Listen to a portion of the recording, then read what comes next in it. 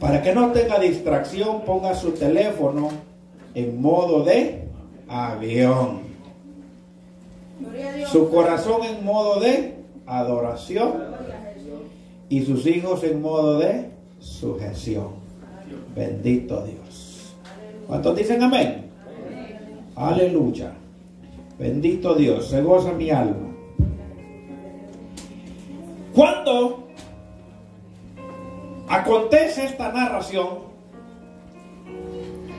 es uno de los pasajes más tristes en la historia del apóstol Pedro. Uno de los apóstoles de ímpetu, de fuerza, espontáneo. Uno que quizás actuaba y después pensaba, pero que en su manera de ser amaba al Señor. Dios amaba a uno por pasivo y que se recostaba en el pecho del maestro y escuchaba los latidos de su corazón. Y amaba al otro por tosco, por áspero y por rústico. Dios amaba a uno por incrédulo y a otro lo amaba porque creía, pero a todos los amaba el Señor. Pero resulta que cuando Jesús hace su anunciación, la anunciación de su muerte, la emoción le ganó al apóstol Pedro.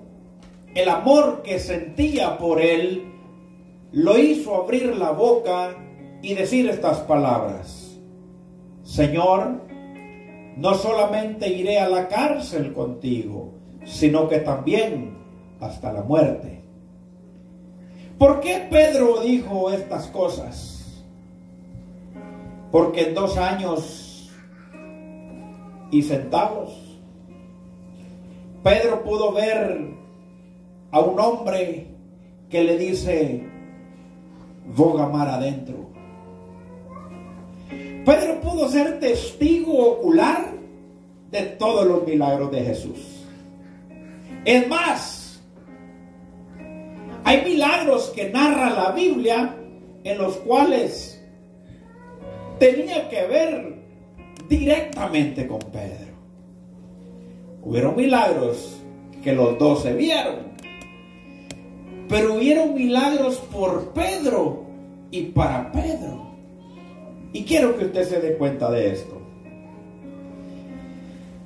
Cuando Pedro niega a Jesús, fue algo trágico, fue algo amargo, fue un ajenjo tan grande, porque se le viene a la memoria las bodas de Canaán.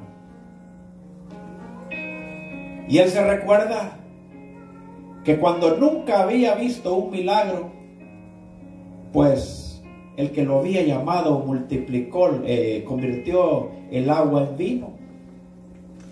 Pedro en Mateo 8 se dio cuenta cómo los leprosos botaban las escarchas de lepra y su piel quedaba como de bebé. Pedro lo vio. Pedro vio a los ciegos de Mateo capítulo 9 recuperar la vista. Pedro fue testigo ocular cuando la multiplicación de los peces y los panes en repetidas veces. Pedro vio cuando las personas eran sanadas de lejos en Mateo capítulo 8. Pedro vio cuando el paralítico fue levantado en aquella casa, cuando lo metieron por el techo. Allí estaba Pedro. Pedro fue testigo ocular de la gloria de Dios visitando la tierra. Pedro pudo ver a un sordomudo de Marcos capítulo 7 y verso 3 que empezó a hablar y a glorificar el nombre del Señor. Pedro pudo ver cómo el viento, la tormenta, la tempestad también le obedecían. Pedro pudo ver cómo milagros trascendentales que iban a quedar remarcados en la historia iban a ser vistos por sus ojos. Pero hubieron milagros por Pedro y para Pedro.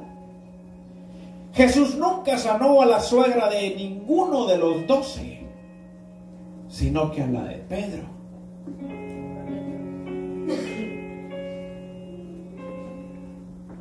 Jesús nunca reparó un daño de alguna pelea de los otros 11, sino la oreja que cae al suelo por la espada de Pedro. Ninguno de todos, y había muchos pescadores, pudieron ir a sacar un pescado con un estatero en la boca para pagar impuestos o un tetradracma. Tenía que ser Pedro. Pedro vio de cerquita el corazón de Dios moverse a su lado. Pedro vivió las vivencias que nadie sobre la tierra pudo vivir. Y es que, aparte de los torroques o cheros, solo Pedro caminó en el agua. Solo Pedro. Ni el apóstol Pablo. Este no tuvo que abrir las aguas en dos, sino que le dice: si es que eres tú, haz que yo vaya. Pedro vio la mano del Señor, hermano. Pedro vio la maravilla del Señor y Pedro le amó con amor entrañable, con todo su corazón, con toda su alma y con todas sus fuerzas. Pero aún así, dice la palabra en el libro de Mateo capítulo 27 y verso 69, que Pedro le negó. Mateo 26, 69. Y dice que Pedro le negó. Y le quiero dar lectura para que usted entienda. Pedro estaba sentado fuera en el patio y se le acercó una criada diciendo: tú también estabas con Jesús el Galileo. Mas él negó delante de todos diciendo: no sé lo que dices. Saliéndole a la puerta le vio otra vez y dijo a los que estaban allí: también este estaba con Jesús el Nazareno.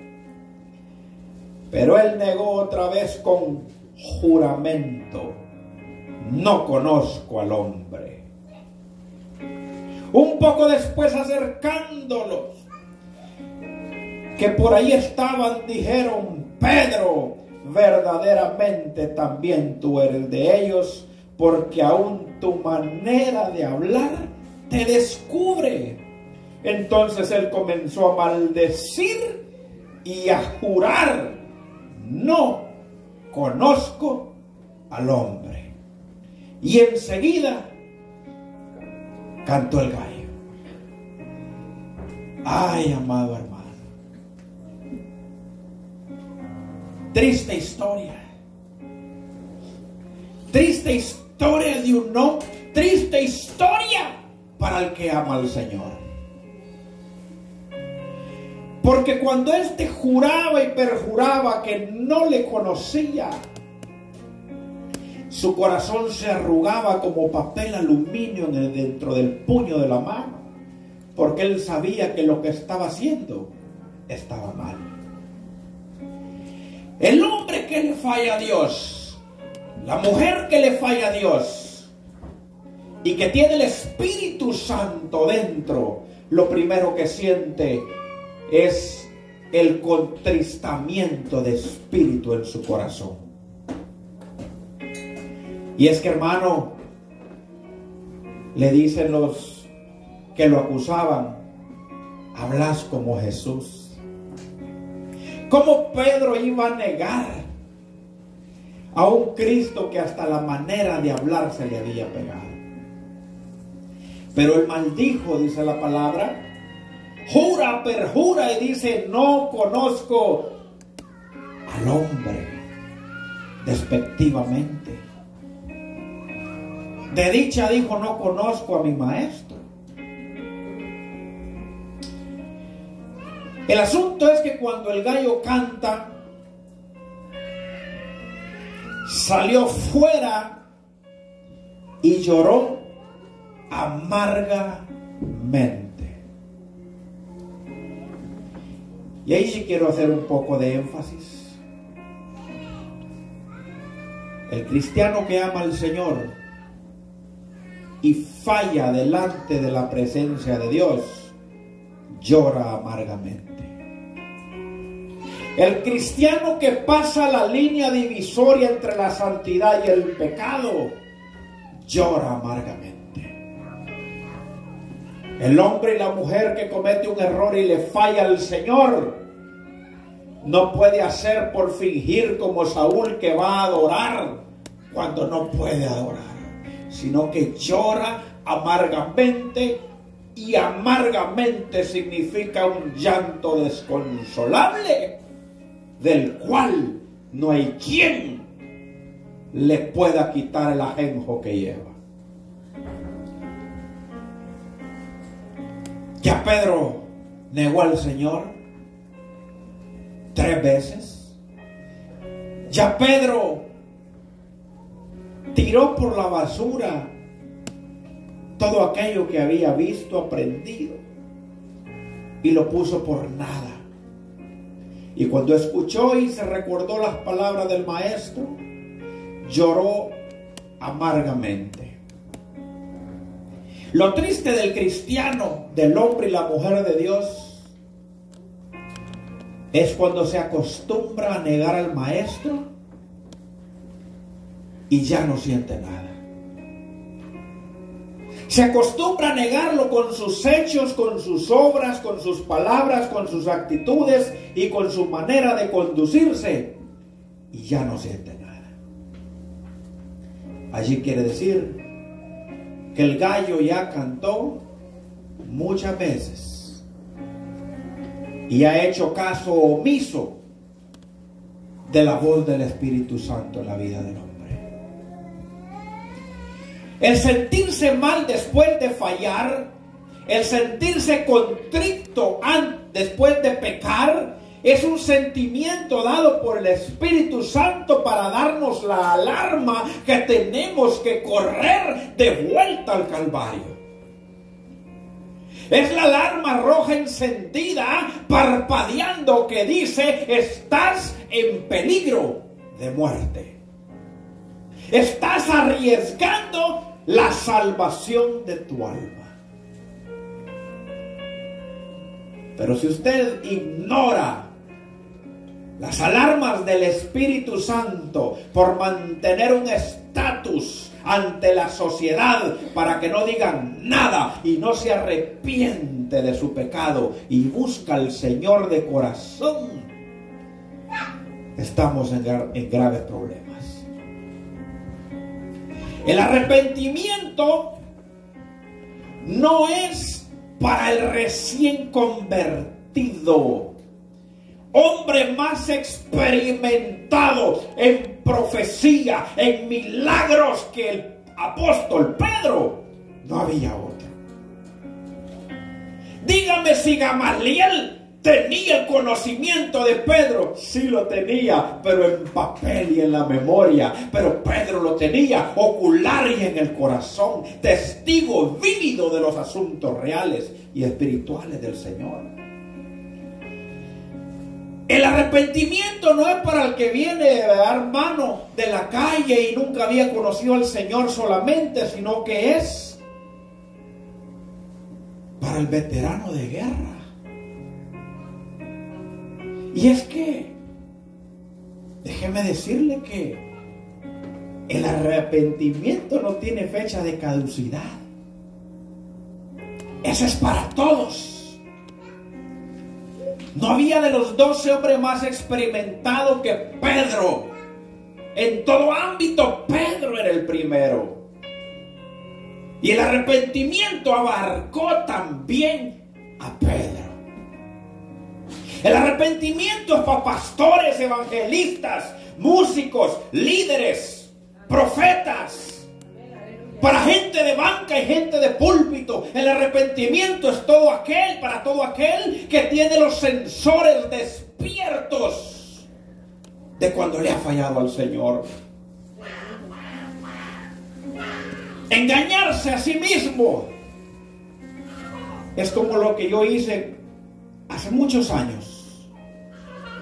Le quité el bombillo de check engine a un Corolla porque se me encendía.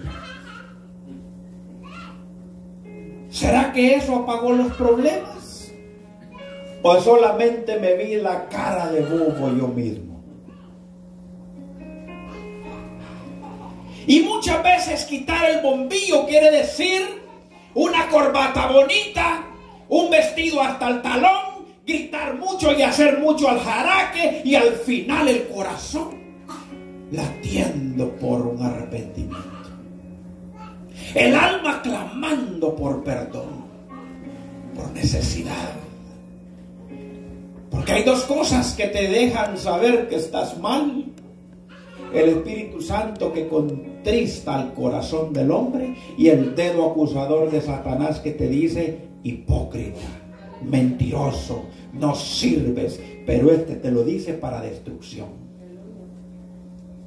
Y el Señor nos dice lo mismo, pero dice: venga a mis pies, corre a las aguas, que Cristo está presto para perdonar. El apóstol Pedro lloró amargamente, hermano, igual que Judas, porque cuando Judas también tuvo la experiencia similar a la de Pedro, tiró las 30 monedas de plata que había recibido en señal de que había cometido un error, ¿verdad? Pero luego va y la recoge y compra un lugar llamado Aceldama, que quiere decir campo de muerte, en donde se ahorcó. Pedro también tuvo la voz de Satanás para ahorcarse. Pedro también tuvo la voz del enemigo para quitarse la vida. Porque el plan del enemigo es matar, robar y destruir. Pero para eso vino, dice el Hijo del Hombre, para aniquilar y eliminar las obras del enemigo.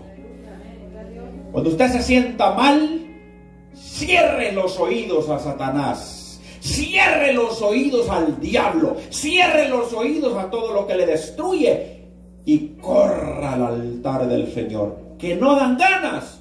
Claro que no dan ganas. ¿Cuántas veces ha venido un pecador corriendo? ¡Aleluya! Uno llega, hermano, así, mire, con los hombros a la altura de las rodillas, derrotado, de arrastra. Pero aunque sea arrastrándonos, volvamos al Señor. Aunque sea, hermano, de rodillas, te arrastra como soldado y arrastrándonos, pero volvamos al Calvario. Ese Pedro, hermano, ay, me imagino los otros 10 que sobraban. Lo han de haber tratado de traidor, ¿verdad? Traidor, mentiroso. Predicas una cosa y haces otra. Y Pedro, lo triste del caso es que Jesús, cuando resucita, se le empieza a aparecer a toda la gente. Tomás metió su manito en el agujero para ver si era cierto, porque no creía. Aquellas mujeres lo fueron a ungirlo según, y ya no estaba, y se le empieza a aparecer el Señor en diferentes ocasiones. A mí me llena de gozo cuando se le aparece el Señor y les dice: miren, tienen algo que comer. Ponen un pescadito ahí al lado del mar, de hermano, a asarlo. Caminó con ellos y no le conocieron. Pero dicen, cuando Él iba a la par de nosotros, sentíamos el vivo fuego. O sea que su cuerpo había sido o transfigurado o lo llevaba cubierto su rostro. Quizá no lo podían ver hasta el momento, pero ellos sentían que el que andaba con ellos, que se les aparecía, era el Hijo del Hombre. Pues se les aparece a todos y el Señor empieza a hablar con todos y les platica y se dan cuenta que es el Maestro. Resucitó el Maestro, lo tenemos aquí comiéndose un pescadito a la orilla del agua. El más hablador de todos era Pedro, y Pedro no profería palabra. El pecado te sella la boca, amado hermano. El pecado te roba la alabanza. El pecado te pone crazy glue en los dos labios. Y Pedro no podía hablar. Pedro no podía decir nada porque no tenía solvencia moral para hablar de aquel hombre que había dicho: no lo conozco.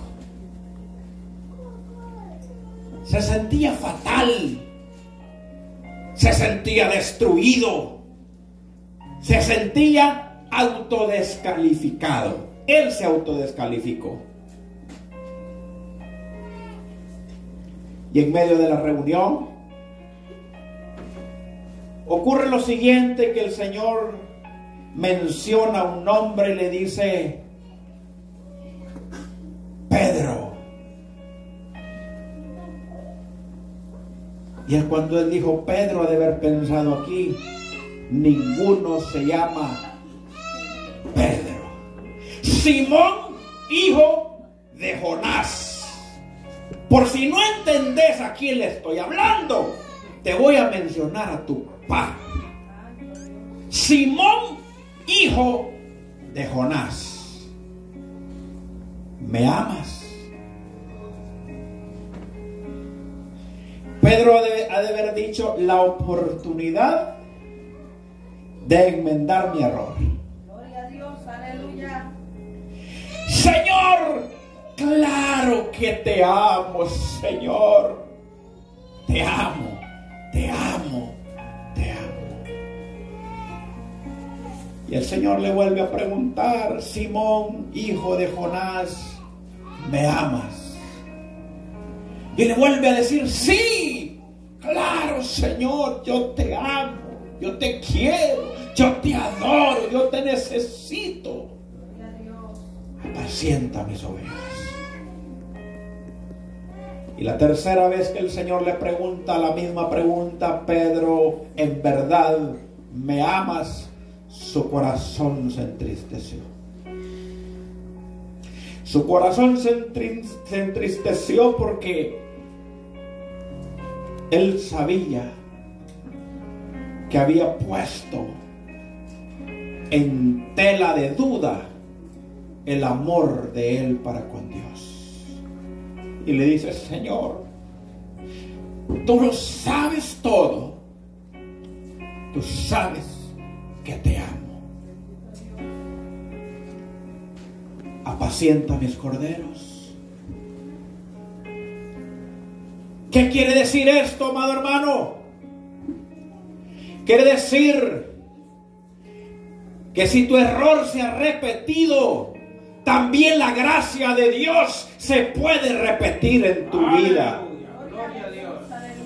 Porque donde abundó el pecado, sobreabundó la misericordia también. Porque no puede más el pecado tuyo que la misericordia del Señor si te arrepientes. Porque un corazón que de verdad viene contrito, viene humillado, viene con ganas de cambiar, el Señor no lo desprecia. Candidato para el rechazo y ponerle un título de traidor, de desertor, el apóstol Pedro. Y el Señor le dice: pastor de ovejas. ¿Y cuáles eran las ovejas del Señor? Las almas. Apacienta mi pueblo. El Señor lo que necesita para el ministerio. No es gente que no falle, porque no existe gente que no falle. El Señor lo que necesita para el ministerio no es gente que no tenga errores, porque no existe gente sin errores. El Señor lo que anda buscando es gente de carne y hueso, que cuando fallan vengan de nuevo al Calvario y le digan: Señor, he pecado contra el cielo y contra ti, no soy digno de ser llamado hijo tuyo, pero dame la oportunidad de ser tratado, aunque sea como uno de tus siervos, de tus empleados. Al Señor le agrada no el pecador, sino que el pecador arrepentido. No el pecador en práctica, sino que el pecador que tiene ganas de cambiar, que sabe que está luchando con una situación, con algo que es más grande que él, pero tiene que poner a Cristo como su peleador para que pueda dominar eso que usted no puede dominar. Cuando Pedro escucha estas palabras, me imagino que los otros no podían creérselo y han de haber dicho: o sea que ahora lo que se necesita para el ministerio es portarse mal, han de haber dicho unos. Porque siempre hay envidia ministerial y hay quienes se alegran cuando un alma viene al Señor y alcanza misericordia, y hay quienes se ofenden.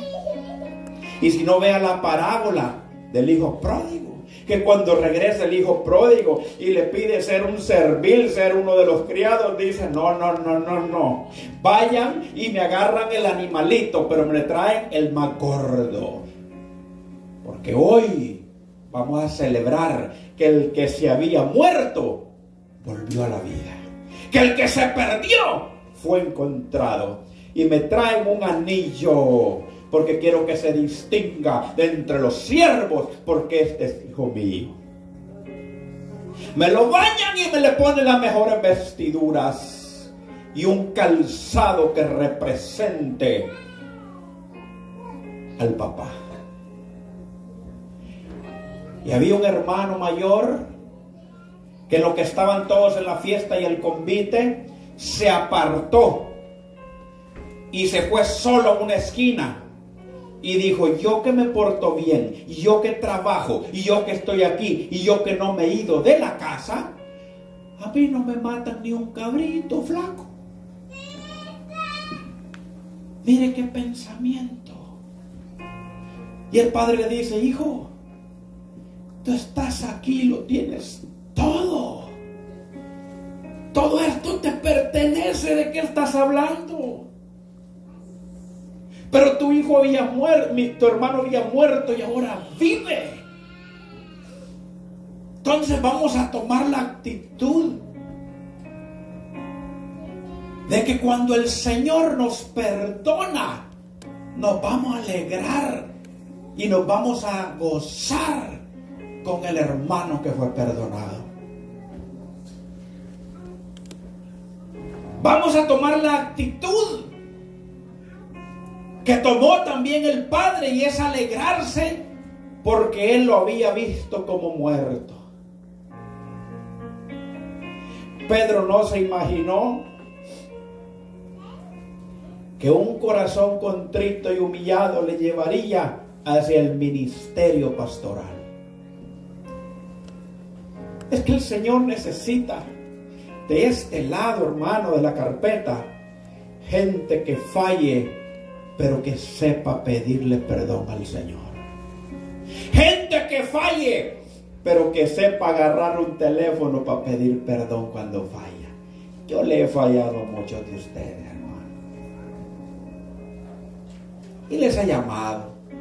A veces me contestan, a veces no me contestan. A veces dicen que no están cuando están, y uno dice amén. Pero el Señor necesita humildad de parte de nosotros para poder alcanzar la benevolencia de Dios de nuestro lado. Yo me lleno de gozo de saber que el apóstol Pedro fue perdonado, fue restaurado. Y ese día recibió del Señor una encomienda de apacentar un pueblo que de por cierto, bastante rebelde. ¿Por qué no dejaría el Señor a Juan, el del corazón suave, verdad? El Señor lo sabe. El Señor lo sabe. Dios sabe qué es lo que hace y cómo lo hace. Pero el consejo para la iglesia en esta tarde es el siguiente. El arrepentimiento y la misericordia alcanza a los viejos convertidos. El arrepentimiento y la misericordia alcanza a los coroneles y veteranos de guerra. El arrepentimiento es para todo aquel que ha sabido caer.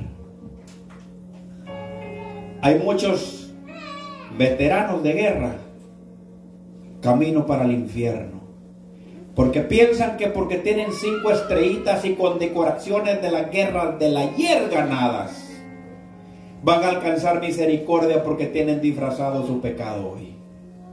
Y no es así. Tenemos que mantener nuestras vestiduras lavadas y planchadas para la venida del Señor. ¿No ha escuchado usted ministerios que dicen es que en los 90 levantamos muertos? Y es que en los 80 hacíamos tal cosa, pero ¿qué estás haciendo ahora? ¿Qué es lo que estás haciendo ahora? Están viviendo de glorias añejadas y no quieren buscar del Señor y lo buscan y no lo encuentran. ¿Saben por qué? Porque lo quieren buscar como que nada ha pasado. No. Mire, si usted tiene un problema matrimonial, no se va a contentar con su esposa sin hablar el asunto. Hay que sentarse a la mesa y decir esto y esto y esto y el otro, y se arreglan las cosas y se pide perdón y de ahí para adelante se sigue avanzando. Pero no van a hacer como que no pasa nada. ¿Sabe por qué? Porque es como la gallina que se empieza a llenar de el buche de granitos. De repente va a reventar. Por eso hay hogares que de repente hacen ¡bum! Y uno dice, y tan chulo se miraban, dice uno, ¿verdad? ¡Qué pareja tan fuerte! Se miraba así. Pero una pareja que solamente maquillaba nomás el asunto. Aleluya. Era una pareja que solo maquillaba los problemas y no los confrontaba ni tampoco se pedían perdón. El error más grande es cuando una pareja está en desacuerdo y quieren arreglar el asunto con un manojo de flores sin hablar. Quieren arreglar el asunto con chocolate sin hablar, con un caldo de pata sin hablar, o con un momento de intimidad sin hablar. Ahí sigue escondido el problema. Antes del caldo de pata y de las flores y de otra cosa, sentémonos porque este asunto está pando. Está chueco y hay que arreglarlo. Y si tenés recibo, puedes vender, puedes devolver las flores todavía. ¿Normal? Porque entonces es como venir a la presencia del Señor, pecamos, hicimos lo que se nos da la gana y aleluya, todo bien. ¿Cómo así? No es que tenemos que hablar con el Señor. ¿No sería lo ideal venir a la presencia del Señor, como dice, como Pedro, y llorarle amargamente y pedirle misericordia? Así tendría que ser la cosa. Pero venimos maquillados, haciendo como que nada ha pasado. Y el holocausto, en vez de agarrar el lomo para arriba, más bien se aplaca. vamos a ser entendidos. Y si le hemos fallado al Señor, le vamos a pedir perdón. Si hemos transgredido, reconozcámoslo. El problema de la iglesia de hoy en día es el orgullo. En la casa hay un pleito de dos y siempre tuvo la culpa el otro. Como pastor nos toca dar consejería y cuando el problema está caliente, él cuenta su... Pero usted se da cuenta que ninguno tuvo la culpa. Entonces tenemos que tener humildad y saber y entender de que tenemos que saber y aprender a pedir perdón. Una pareja que no aprende a pedir perdón es una pareja que está calificante para terminar y para quebrar. La pareja se tiene que aprender a pedir perdón. Muchas veces herimos y no queremos pedir perdón. O muchas veces nos hieren y estamos esperando que nos pidan perdón. Y al contemplar lo que está pasando y solo por encimita se arregla la cosa, las heridas no quedan sanadas. Por eso hay mujeres o maridos que le sacan el mismo trapo viejo a su pareja cada vez que hay un malentendido. ¿Sabe por qué? Porque están heridas, están heridos. Pero si ya peleamos por eso, sí, pero aquí le vamos de nuevo. Es la revancha, el desempate. Pero si eso fue en el 2000, en el 1980, dicen, ¿no? Sí, pero vámonos otra vez, porque no ha habido perdón ni arrepentimiento. Iguales en el Señor, tenemos que venir a la presencia del Señor y pedirle perdón constantemente. Puesto de pie en el nombre de Jesús, vamos